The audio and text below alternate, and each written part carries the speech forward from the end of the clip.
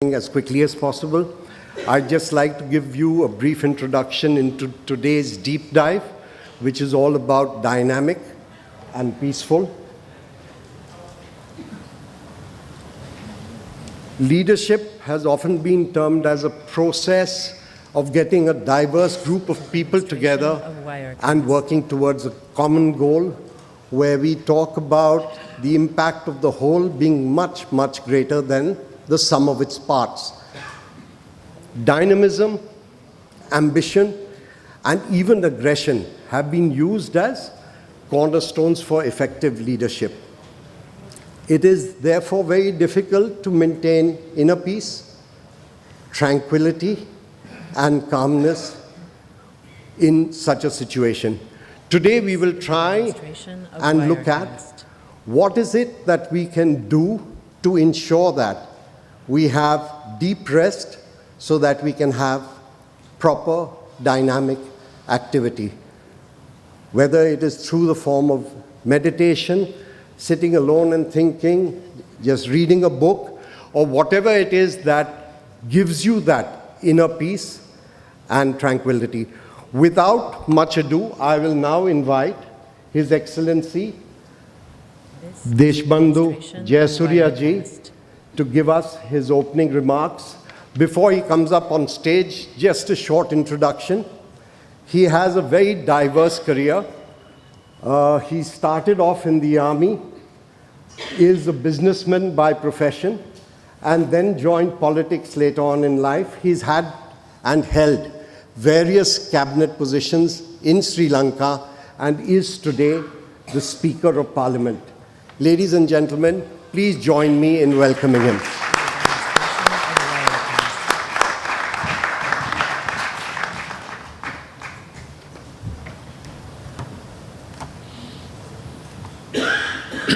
Good afternoon, ladies and gentlemen. At the outset, may I say Ayubowan, which is the traditional way of greetings from my country. It means, may you have a long life. My distinguished members of the panel, moderator, Your Excellencies, political leaders, spiritual heads, artists, corporate icons, brothers and sisters. Let me at the outset pay tribute to Swamiji for the excellent performance yesterday and all the arrangements made for us. For me, coming all the way from Sri Lanka, is a great privilege and honor to be associated with this event and to talk on the dynamic and peaceful heading. Peace includes justice, good health, safety, well-being, prosperity, equity, security, good fortune, and friendliness. At a personal level, peaceful behaviors are kind, considerate, respectful, just, and tolerant to others' beliefs. In modern world, peace is a human want, and without peace, it will not be possible to achieve the levels of trust, cooperation, and organizations. Peace provides good understanding among the people. Peace leads to prosperity, as we all know. The positive peace factors are associated with the absence of violence, which is associated with many other social characteristics. Positive peace correlates strongly with better economic outcomes, measures of well-being, levels of gender equality, and environmental performance. Peace can be considered as creating an optimal environment for human potential to flourish. Humanity is now facing challenges unparalleled in the history. Positive peace creates the resilience so that societies can better adapt to change, whether planned or unplanned. Peace can be used as an overcharging framework for understanding, achieving progress in many other areas of economic and social advancement. Sadly, the modern world is replete with armed conflicts, civil wars, terrorism, and turmoil. Ladies and gentlemen, peace plays a big role in economic growth and development as it affects all aspects of security and socio-economic development in a country such as gross domestic product, inflation, unemployment, foreign direct investment, budget deficit, and balance of payment. In war-torn countries, the poverty level increases. Not only the economic development, but also the human development is related. This is a demonstration Albert of Einstein Wirecast. said that peace cannot be kept by force. It can only be achieved by understanding. Peace is not the absence of conflict, but the ability to cope with conflict by peaceful manner. Observe good faith and justice towards all nations, cultivate peace and harmony with all. Understanding of peace can also pertain to an individual's introspective sense of persons, as in being peace in one's own mind. Demonstration of Wirecast. Ladies and gentlemen, another important point: and peace. Are likely to lose the other. Peace is a necessary for trade, economic growth, and finally the prosperity. In turn, economic stability and a rising prosperity that is broadly shared both within and among ultimately peace and each other. I believe history teaches us this valuable lesson. War might be called development in reverse. War leads to death, disability, disease, and displacement of population. We see it happening in today's world. War increases poverty. War reduces growth potential by destroying infrastructure as well as financial and human capital. War diverts resources towards violence and corruption. Demonstration of War Wirecast. weakens institutions. War in one country harms other countries as well. For example, through influx of refugees, which is also we are seeing today. The current gigantic refugees problem in Europe is a case in point. Peace in term is also used in the sense of quiet, reflecting, calm, serene, and mediative approaches to family or group relationship that avoid This is a quarreling and seeks demonstration of tranquility. Wirecast. An absence of disturbance or agitation. Religious beliefs often seeks to identify and address the basic problems of human life, including the conflicts between, among, and within persons and societies. Peace is freedom from fear of violence, commonly understood as the absence of hostility and retribution. Peace also suggests sincere attempts at reconciliation, the existence of healthy or newly related, Demonstration of healed Wirecast. interpersonal or international relationships. Prosperity in matter of social or economic welfare, the establishment of equality, and a working political order that serves the true global interests. Peace is the most effective way to eradicate wars and cruelty, and to dominate peace in the world is cultural through providing legitimate knowledge and genuine education.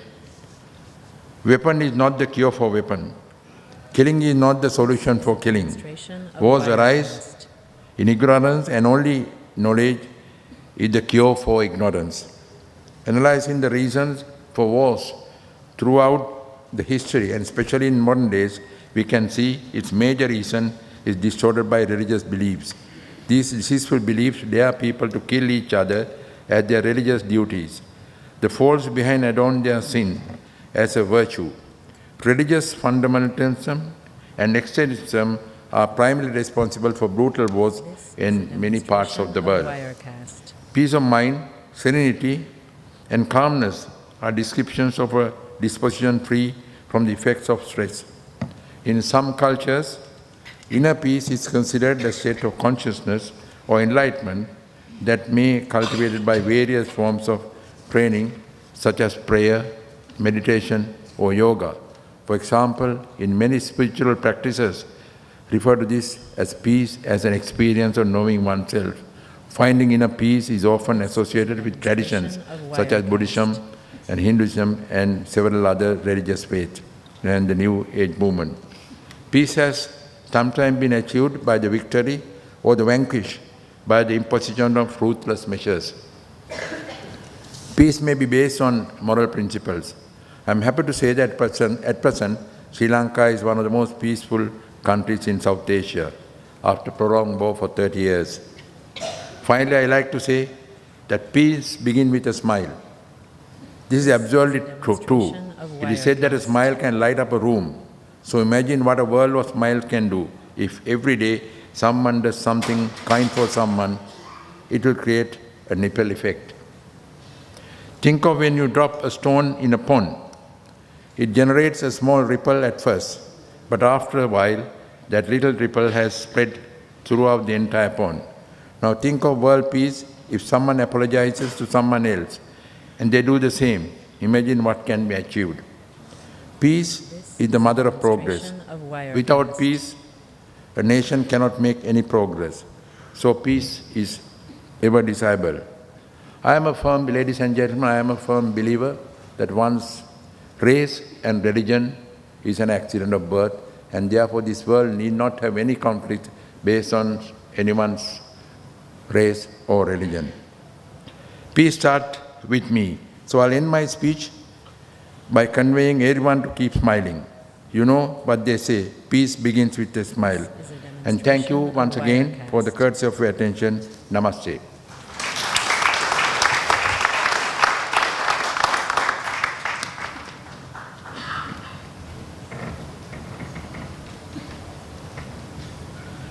Your Excellency, that was really appropriate for all of us here.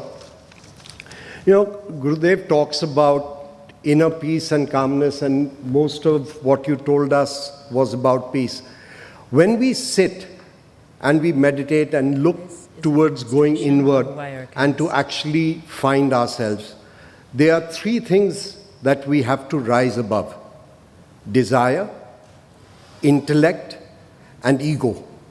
Once we do that, then we are ready to be peaceful ourselves, to move towards societal peace, and ultimately move towards a global family that can work towards harmony.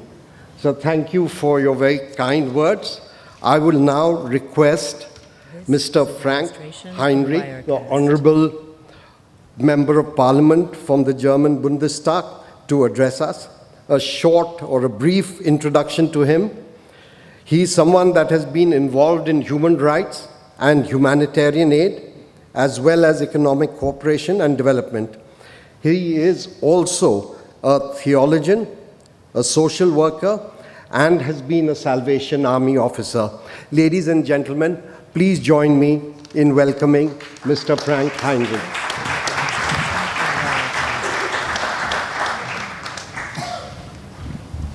Thank you very much. I hope you keep smiling.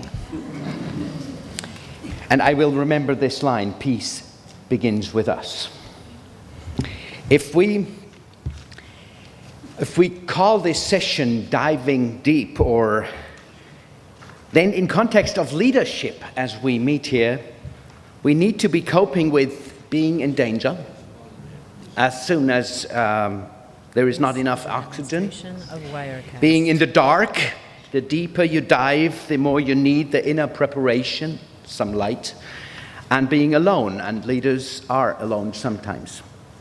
I never wanted to become a leader, for wrong reasons, as I know now. Now I am, and have been in different areas, in NGOs, as have been shared, in sports, in my party, and the Salvation Army. I really want to be able to lead people. If we want to be able to, then we need to be able to do it in heavy seas. To stay calm and having a peace inside is not just a personal achievement, which is, it creates an environment of security to others as well. So staff and colleagues can grow without being in danger or feel in danger. So the first point I want to say briefly is we need to be trained. We have to have examples and be examples. We have to have some knowledge, but much more experience, and experience of failure. So we become humble. Be faithful in the small things. It was said that in my second profession, I'm a theologian. Jesus said in the Bible one time, a very deep truth is we cannot become something better or bigger if we are not faithful in the small things. That means in our private, what my wife and my 4 children just know about me, about my tax paying, the small duties, the diligence in the things that I've been given. So in this process, we don't fear really mistakes because we've gone through. And the second is we have to have enough practice to maybe blindly do the right stuff. You know, driving cars, we sometimes react what we've never learned because we practiced it very long. And we need to dig deeper. We need to prepare on, keep learning, ask people, and honor them by asking them. Grow, be a disciple in the personal spirituality and in relevance to our environment. So the first thing is, what came to my mind is, know who you are and what you are not. It will give a deep security that will show spiritually and emotionally. You cannot hinder the message to others. We need this spiritual anchor, keel in a ship, you know, deep down. And this will give peace to others around you. So we go on from there to my second part, which people should know about that you are secure inside. So, and then you need transparency. Honesty, openness, even towards and about your weaknesses. With this, you can give confidence and trust towards others around you. In being honest with them, as you are with yourself, you can communicate visions totally differently. Your plans, your failures. You can give feedback and exhortation, critique, totally differently. And you can enjoy success in another way. And through that would be my third point, create an atmosphere of, I would say, team. And not just structure-wise. Nobody can do it by himself, we know. We need each other. Not only theory, but we need to be putting that into life. And that is serve. I heard yesterday night so much about that. Serve one another. But that is not just serving your job, not just serving your vision, not even your team. It is serving people, one by one. We call it in the Christian background, we call it a servant heart. These two elements, inside and outside leadership, need to be sought and developed. Their religion can play its role. For me as a Christian, I just know that my inside problem is solved. So I can go outside in a totally different approach. And I have to, and we have to create and nurture that inside anchor through calmness. We need to have that compass, that keel, which is so necessary for deep divers in leadership. People want people like that. So they will even follow in times, what I experienced several times, when you're in darkness, they follow you in insecurity, in dependency and failure. In the end, it is not following ideas and religions and parties and methods. It's following a person, hopefully you. That will even impact opponents and enemies if they can sense the incense of peace inside. It creates these two things we talk about in this session. The dynamite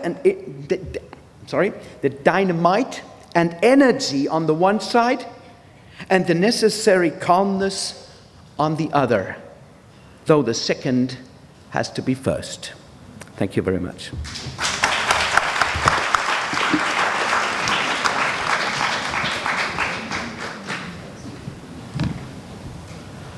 Thank you very much for your insights on both dynamic and peaceful. In terms of being peaceful and working together, you spoke about trust. And one of the lines we use is that trust is the breath of business. Nothing happens without an underlying trust between individuals, countries, nations, families, whatever you call it. Ethics is its limbs, and uplifting the spirit for all of us is our goal. And that's something that we have to work towards. The other thing you mentioned was teamwork, and that's something that's absolutely integral to being dynamic, carrying a team, moving towards what is the ambition and vision of the leader, and working towards solutions over there. And remembering that a team, like a chain, is only as strong as its weakest link.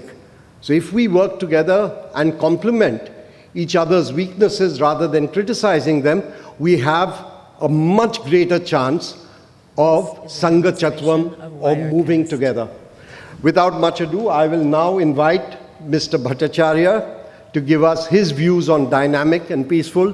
Mr. Bhattacharya, I don't think needs any introduction. He's the chairman and managing director of Coal India, which is one of the largest coal companies in the world. It has over 500,000 employees.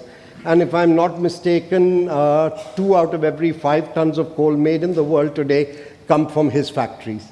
Please join me in welcoming Mr. Bhattacharya.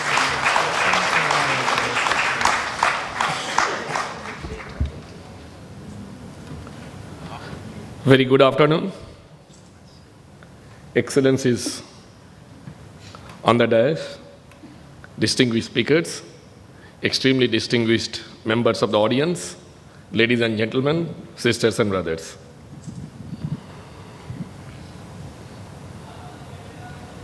We have started with the smiling message of peace. Is a demonstration of Wirecast. And there is no better way, perhaps, to start a session.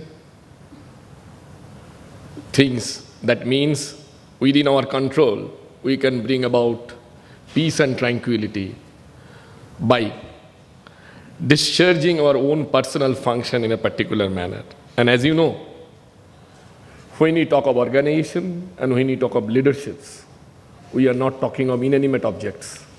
We are talking of an integral function Is a demonstration of Wirecast. of human beings coming from different places with different ambitions, with different thoughts, to be embodied in an organizational goal in a synergic manner. And that is what is the job of a leadership. Whatever kind of organization we can talk about, organization may also even mean a nation. This is a demonstration of Wirecast. When you look at that, we all know the kinds of leadership that are there. We know there are charismatic leadership. We know there are imposed leadership. We know there are democratic leadership. We also know that some of the leadership in some parts of the world, they come by hereditary system. I am confining myself primarily to organizational leadership. And when we talk of organizational leadership, speaker before me had already spoken about the spirit, what's called in management language an esprit de corps. How to maintain a high esprit de corps. How to imbibe in the people the feeling that they are achieving the highest hierarchical need is the challenge that a good leader has to face. This is a demonstration of Wirecast. There cannot be an autocratic leader. There can be only a democratic leader. Autocracy and leadership, in my view, are in different quadrants of behaviors. That is when one suddenly looks at the leadership, dynamic but peaceful. People may tend to feel that they may not be in the same quadrant, but my submission to these very distinguished audiences, This is a they are indeed in the same demonstration of quadrant. Wirecast. The dynamism, many people say that we have a very peaceful kind of thing. Peace is also dynamic. Peace does not say that it does not have challenge. It is my submission to you that seamless and peace, they are different. Peace is a way of existence of recording the fact that I take into account This is a demonstration all the of factors around me, Wirecast. and I am tranquil about it without losing sight of the fact that I am walking a challenging path. The dynamism is the basic essence, in my view, of inner peace. And that is where perhaps we have to dive deep. That is the overall focus on this session, and the leader This is a and his team. demonstration of Wirecast. They'll have to dive deep, dive into their inner self, and as was initially told by the coordinator, that it is the meditation, it is the yoga, it is the good reading, sense of ethics, finding value in others. Do not look at how valuable you are, look at how valued you are the basic tenets of the leadership. I will only quote perhaps two small things. Rabindranath Tagore, who has authored the national anthem for two nations, perhaps the only author to have authored national anthem for two nations, for our India and also neighboring Bangladesh, had told that whoever gets the flag and leads must have the capacity to lead. And that is extremely important. Wirecast. And that is an extremely critical function where if you do not have the capacity, it is always better to get the person with the capacity to lead. That is what is democratic leadership all about.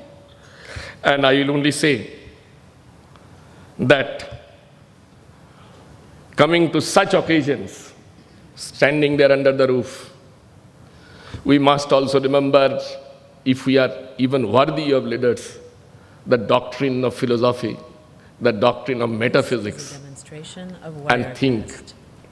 how perhaps one of the very, very attractive session that is going across, in what I was saying that I should have been an audience in the session, how we can create with leadership, love, affection, peace and tranquility, the boundaryless nations. Thank you, ladies and gentlemen.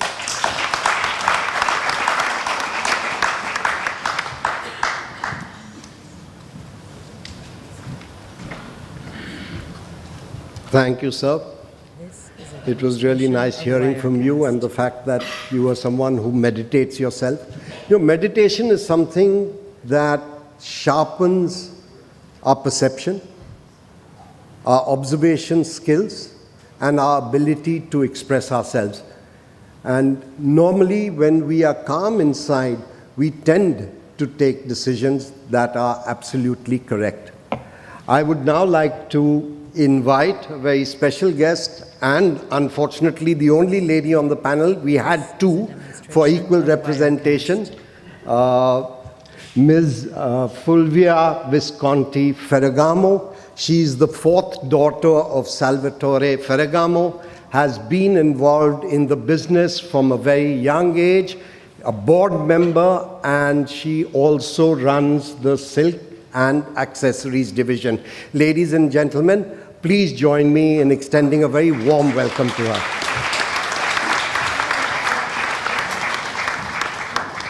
This is a demonstration of Wirecast.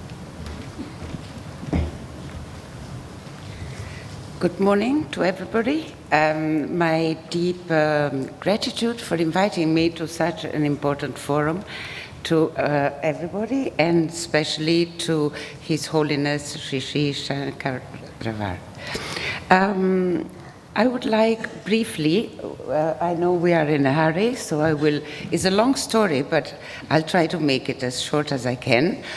A brief story of our family and company, because I think is a very strong example of peace and dynamic. So our company is now worldwide known for widely distributed, and was founded founded in 1928 by my father, Salvatore Ferragamo. His story is very special, and as you were saying, somebody that is born with a secure insight and pursued his dream with calm and always sure of what he's doing, made him go through very difficult and tough times. He was born in a very small village near Naples in Italy from a poor family. And since he was a child, his desire was to make shoes. And despite his family was very simple, they didn't want him to do shoes because they thought was too not good, not enough. So he just escaped and went to the little store of the shoemaker in the little village and learned how to do it. And one night he produced a pair of shoes for his sisters. And so the parents said, "Oh, you really have a passion, well, do what you want." So gradually he started working and had a little store in Naples. But not big work. And he had some brothers already emigrated in the United States. So at the age of 16, he decided to join them. And he went to the States, Santa Barbara in California, and where he opened a little store. He was noticed by the big film producer, Cécile DeMille, that asked him to make shoes for his films. And so the actress and actors of the film, wearing his shoes, realized they were quite special and start going to his store. So he very quickly had all these important actors and actors to go to his store. But he wasn't happy enough to do nice shoes, pretty shoes. He wanted them to be perfect and perfectly fit. They had to be beautiful but comfort. So he studied anatomy at the University of Southern California to achieve this. And in the years, great success. He had all the most beautiful actors, Marilyn Monroe, Sophia Loren, all of them came to him. And so he couldn't produce enough of these shoes, and he tried to work with factories in the United States. But at that point, he couldn't get the right quality he wanted.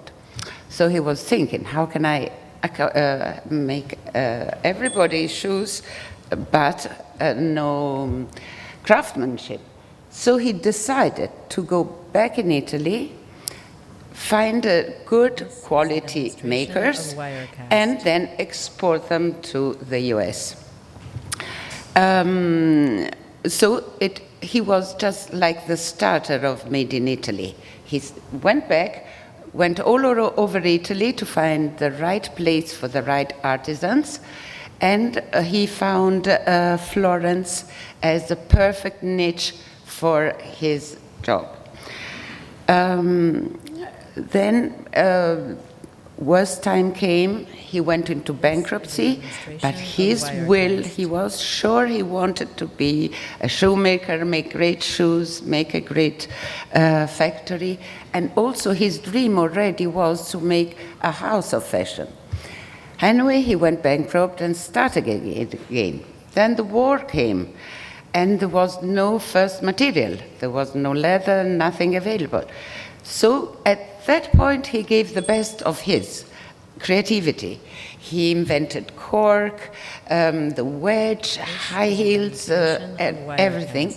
And a very special shoe that is the invisible shoe made him win the Neiman Marcus Award in '47, and is done with little nylon threads. This is it. And then After this, I wanted to show you one of the masterpieces of our museum in Florence, the shoe of the Kuchbir, the Maharani of Kuchbir from India. She sent him all his precious stones to make this lovely pair of shoes, and he invented the platform to put them on because he didn't know where to put all those lovely gems. In the 50s, then he also invented a lovely ballerina for very, very elegant Audrey Hepburn. And she was always wearing flat shoes and wanted a very soft and easy shoe. So he invented the little ballerina called Audrey. We still produce it, and she had it in all the colors and everything. Unfortunately, my father left us very soon. And we were 6 of us, 6 children, aged from 19 to 2 years old. Great difference between my mother and father's age. My mother had been a housewife since then, and always taking care of the house and the children. She didn't know what to do. And suddenly, she felt that the dream of her husband that she loved deeply, and then she had 6 children to take care. She said, I must go and try again and go forward to my this company. I can't leave it like this. I will try. And so she took the Herculean decision to continue. And she knew nothing about business, despite what my father was telling her. And she was lucky. She had very good collaborator of my father that said, Madam, we'll do it. We will do it, and we'll manage it. She has been a very strong woman, very dynamic, very intuitive in her work, but also very human and very comprehensive of people. Everybody was fascinated by her, this young woman with 6 little children, taking all this heavy heritage. And she taught us, all of us, how important was this mission that my father left us. And really, we grew up with this wanting to help to do this company. So, am I too long? Almost. Anyway, I finished. So we all grew up wanting to help. And as we finished school and we reached the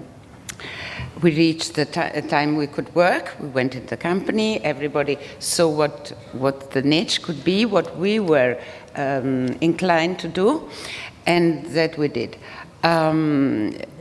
I finish because it's too long, if not, but what brought us to the success, I'm sure, was that 6 of us with 6 strengths doing different things, so it was like 6 people doing the same company, but with a unique mission. We all wanted to reach the mission, the dream of my father. And so that kept us very tight. We never fight. The mission is more important than our little rambling things. And so the love of my father and my mother that passed to us, and the teaching to us, we learned not to fight, to be all together, to be cooperative. And I think this is a great, important thing for achieving dynamis, but with peace inside. Thank you.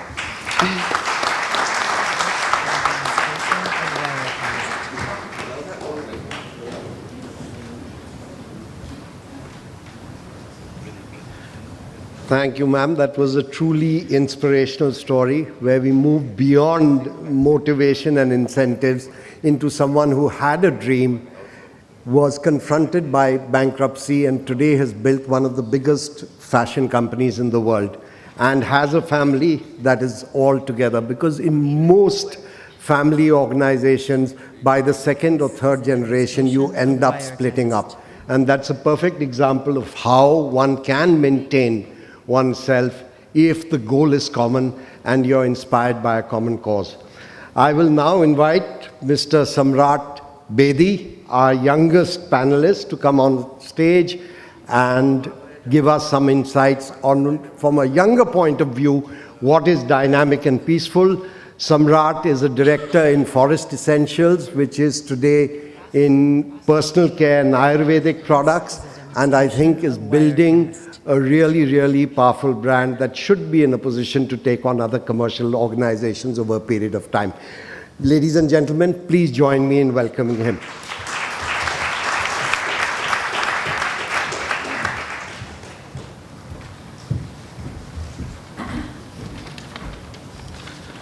Good afternoon. I'm going to make this short and sweet because I think I'm standing between you and your lunch. I wanted to start by saying thank you to Guruji and the Art of Living for having me here. It is an honor to be part of this distinguished forum and particularly discuss a topic that is close to my heart. Surrounded by so many world leaders, politicians, visionaries, business leaders, I thought long and hard about what I would bring to the table. I then decided that talking about my own personal interpretation would be apt because you've all heard about strife, you've all heard about world wars. So maintaining a balance between leadership and a peaceful existence seems to be an oxymoron if looked at from the outside.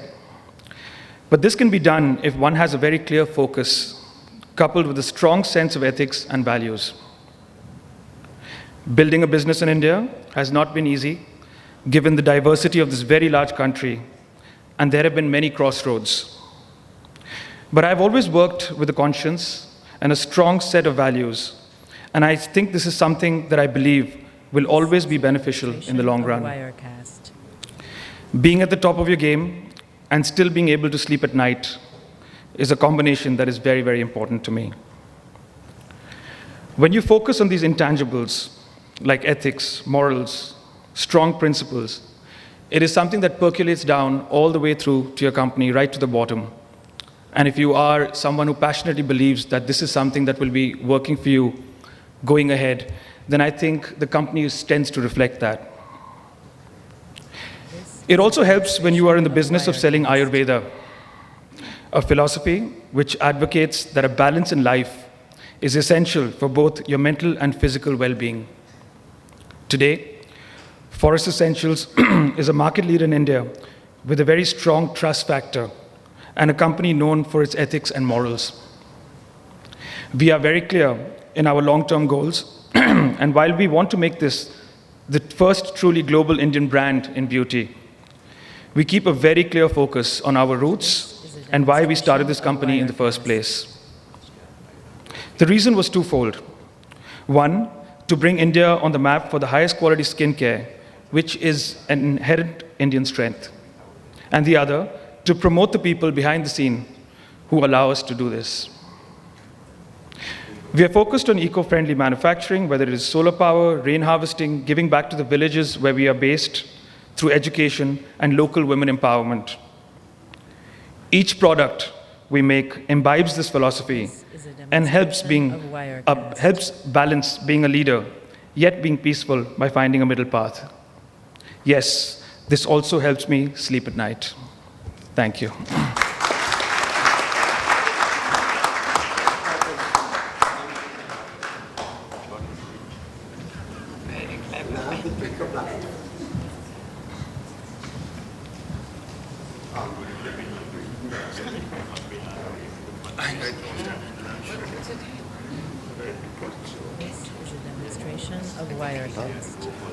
In the interest of time, I thought before ending the session, we'd take 3 or 4 questions at best. So if any of you has any questions either to the individual panelists or in general, we'd be happy to take them. If you don't, we can move on and quickly sorry. This is a demonstration of Wirecast.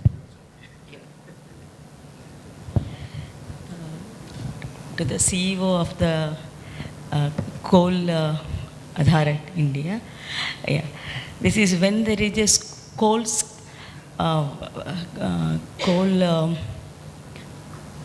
corruption was there. So how did you manage that one? In India, there is a big scam was there. So how did you manage sleeping well and solving the problem? Demonstration of Wirecast.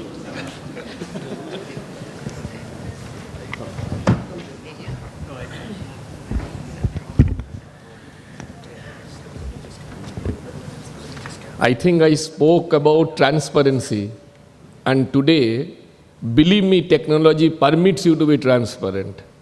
If you are not transparent, you have yourself to blame. You can only sleep because our young people who have been at the forefront of technology, This is a demonstration the of people Wirecast. who are our children, who have created now the transparent India, they permit us to sleep. It is their tool which you have to use. They are our new guru. Thank you.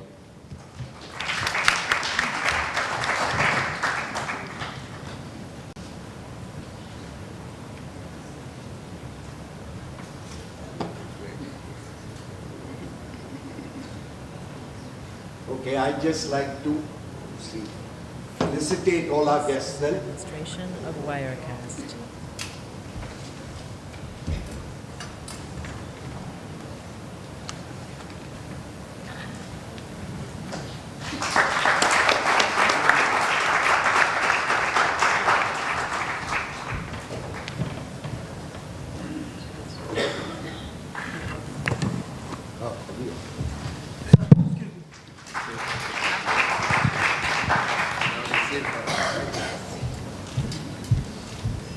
This is a demonstration of Wirecast.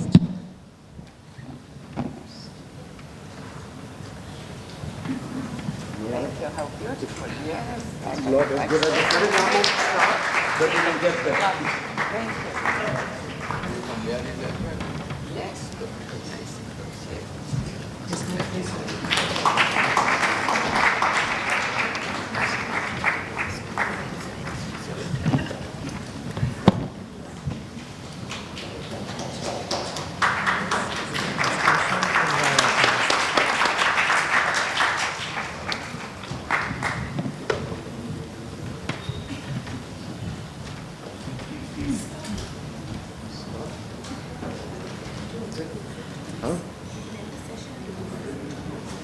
Yeah. Just a couple of hygiene announcements. Lunch is being served outside on the third. Yeah. Outside for all the delegates. The bus will also leave Demonstration of at Wirecast. 2:30 from here, or maybe 2:45 from here. So please grab a bite, and thank you for listening to us, and wish you guys all the best for tomorrow and day after. Bye-bye.